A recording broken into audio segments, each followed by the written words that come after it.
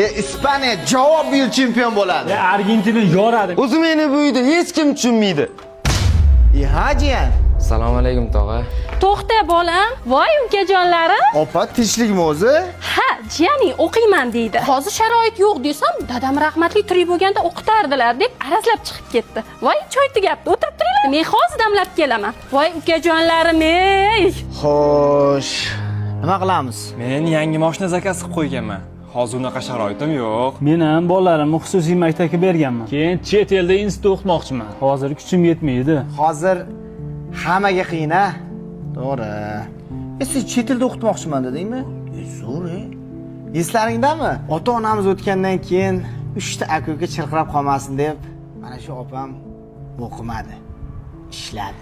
Eshigimiz to'la yaxshi joylardan sovchi kelganda bizni deb oila qilmadi.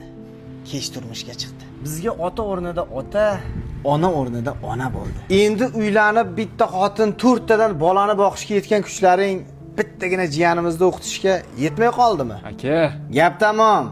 Sen opamni eshiklarini almashtirib, polni uyni remont qilib berasan. Men jiyanimizni o'qitaman. Sen jiyan oyoqqa turguncha polni ro'zg'orni bo'yningga olasan. Aka, men chetda ishlasam ro'zg'ordan qanday xabar olaman? Bahona qilma.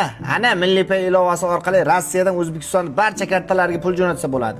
Naqd pul ham jo'nata olasan. как раз Milliy payda 20-avgustgacha yutuqlar oyligi aksiyasi bo'lyapti. Ha, barakalla. Eng kamida 10 ming rubl o'tkazib, 15 ta Samsung telefondan bittasini yutib olsang bo'ladi. Yutsangiz telefonni menga berasiz-da.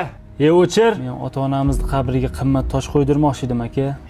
Ukalar, hozir ota-onamiz tirik bo'lganlarida ularni qabrlariga tilla tosh olganimizdan emas. Mana shu mushtipar opamizni kosasiga bir-birda go'sht solganimizdan xursand bo'lgan bo'lishardi. Ukalari uchun o'z bolaligidan voz kechib, ikkinchi onaday bo'lgan opalarimiz omon bo'lsin deganlar bitta like bosib qo'yamiz. Eng yaqin insonim o'zingiz opa.